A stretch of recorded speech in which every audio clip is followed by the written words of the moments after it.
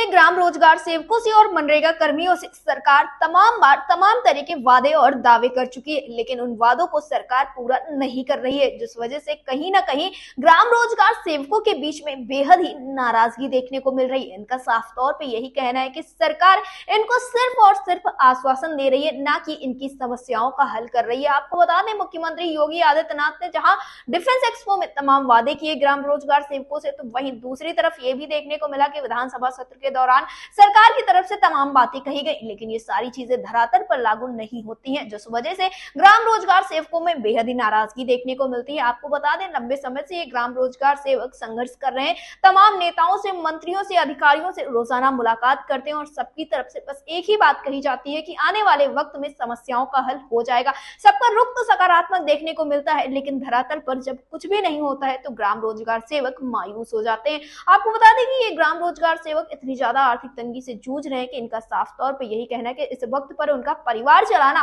काफी ज्यादा मुश्किल होता हुआ चला जा रहा है। और इस बीच में ये भी देखने को मिल रहा है कि जो तमाम संविदा और आउटसोर्सिंग के कर्मचारी हैं, वो यही कहते हुए नजर आ रहे हैं कि अगर सरकार ने समय रहते कोई बड़ा कदम नहीं उठाया तो 2027 का चुनाव सरकार के लिए कहीं ना कहीं बेहद भारी पड़ने वाला है। वहीं दूसरी तरफ कर्मचारियों ने इस बात का भी ऐलान कर दिया है कि 2026, 25 और 27 तीनों ही साल बेहद ही निर्णायक हो सकते हैं, क्योंकि कर्मचारी बड़ा उलटफेर करने की तैयारी में। फिलहाल आपको बता दें, मानसून सत्र का आगाज होने वाला है और मानसून सत्र के पहले ही कर्मचारियों ने तमाम तरह की रणनीतियां बना ली है। अलग अलग विभाग के कर्मचारी अलग अलग तरह के कार्यक्रम तैयारी कर रहे हैं और ऐसे में ग्राम रोजगार सेवकों ने साफ तौर पर यह बात कह दी है कि मानसून सत्र के पहले ही अगर सरकार ने कदम नहीं उठाया तो इनके द्वारा एक बड़ा प्रदर्शन किया जाएगा। फिलहाल इस विषय पर ज्यादा जानकारी देते हुए प्रदेश अध्यक्ष कुलदीप द्विवेदी ने क्या कुछ कहा, आप भी सुनिए।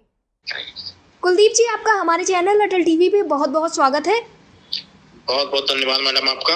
कुलदीप जी, जिस तरह से देखने को मिल रहा है कि सरकार की तरफ से लगातार ये बातें तो कही गई कि अब समस्याओं का हल किया जाएगा, लेकिन कुछ देखने को नहीं मिला। इस बीच में देखने को मिला कि अभी हाल फिलहाल में 9 तारीख को एक बड़ा प्रदर्शन, पूरी राष्ट्रव्यापी हड़ताल की गई, जिसमें तमाम तरह के कर्मचारी शामिल रहे, लेकिन फिर भी सरकार ने कोई कदम नहीं उठाया, जबकि देखा गया कि लगभग 25 करोड़ लोगों ने इस हड़ताल में हिस्सा लिया था। और बात करें अगर हम मनरेगा कर्मियों की और ग्राम रोजगार सेवकों की, तो स्थितियां बद से बदतर होती हुई चली जा रही हैं। लगातार आप लोगों के द्वारा भी मुलाकातें की गई, लेकिन उन मुलाकातों का हल अभी तक निकलकर सामने नहीं आ पाया। जैसा कि मानसून सत्र काफी ज्यादा करीब है, तो क्या आप लोगों ने कोई रणनीति बना के रखी है जिससे कि जल्द से जल्द समस्याओं का हल हो सके? सरकार पूरी तरह से गूंगी और बहरी हो चुकी है जी। सरकार के हम लोग हैं, सरकार की से बड़ी अपेक्षा थी, सरकार का हम लोगों ने प्रचार प्रसार भी किया, लेकिन अब सरकार पूरी गूंगी बहरी हो चुकी है। सरकार किसी की सुनने वाली नहीं है। सरकार जब अब चली जाएगी तभी ये दम लेकर छोड़ेगी, क्योंकि ये अधिकारी इनके पीछे लगे हुए हैं और अधिकारी पूरी तरह से इनको खिलाफ करने में लगे हुए हैं। अभी मानदेय का मामला है, जो कि माननीय मुख्यमंत्री जी ने खुद घोषणा की है कि प्रतिमा आपको मानदेय 10,000 दिया जाएगा, लेकिन अभी तक कुछ नहीं हुआ। अभी कई जनपदों में, जैसे प्रयागराज हुआ, बरेली हुआ, अन्य जनपदों में इस तरह से मामला सुनने में आया है कि वहाँ कल्टी जलसी की बात की जा रही है, जो सरासर न्याय पूरा मतलब रोजगार से पूरी तरह से टूट चुका है। और बहुत जल्द मानसून सत्र के पहले अगर हमारी बैठक नहीं होती है या हमारी बात नहीं सुनी जाती है तो हम आंदोलन करने का भी काम अब करेंगे, क्योंकि सरकार से उम्मीदें थी। सरकार अब धीरे धीरे उम्मीदों को पानी फेरती हुई जा रही है, इसलिए पूरी तरह से घायल हम हो चुके हैं और हमारा रोजगार सेवक पूरी तरह से टूट चुका है।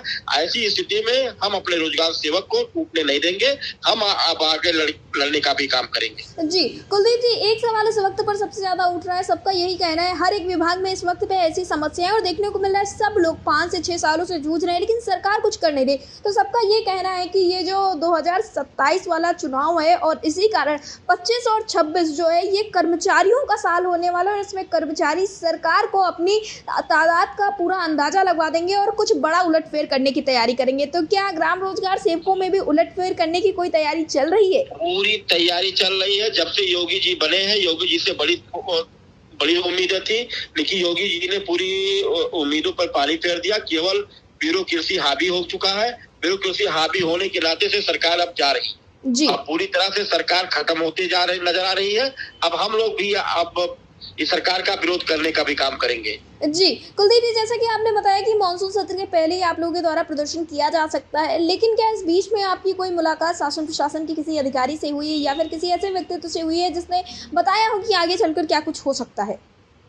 नहीं, हमारी मुलाकात नहीं हुई। मैं संगठन की मुलाकात विशेष सचिव जी से हुई, उन्होंने अच्छा रिस्पांस दिया, लेकिन जब तक ऊपर से कुछ नहीं होता है, जब तक विशेष सचिव क्या कर सकते हैं। जी, लेकिन जी। यह है कि पूरी तरह से अधिकारी नेताओं पे एकदम हावी हो चुके हैं। जी, कुलदीप जी, जैसा कि आपने बताया कि सचिव जी से मुलाकात हुई है, लेकिन इसके पहले भी देखने को मिला है कि डिप्टी सीएम केशव प्रसाद मौर्य हों या फिर कई विभागों में तो ये भी देखने को मिला है कि मुख्यमंत्री योगी आदित्यनाथ ने स्वयं मुलाकात की, लेकिन आश्वासन के सिवाय कुछ नहीं मिला। आश्वासन में कहा गया है 1 महीने 15 दिन बाद समस्याओं का हल होगा, और ये 1 महीने 15 दिन जो है वो साल भर अभी तक आए ही नहीं।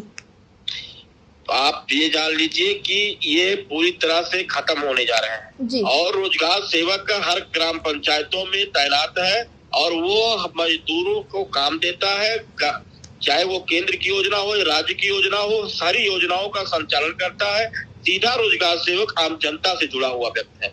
अगर रोजगार सेवक चाह लिया तो हर ग्राम पंचायतों में कम से कम 150 ऑटो को डिस्टर्ब करने का काम करेगा। अगर 150 ऑटो का अगर डिस्टर्ब किया हर ग्राम पंचायत ने, तो आप सोच लीजिए उत्तर प्रदेश का क्या हाल होगा। जी, कुलदीप जी, अटल टीवी से जुड़ने के लिए धन्यवाद। बहुत बहुत धन्यवाद मैडम।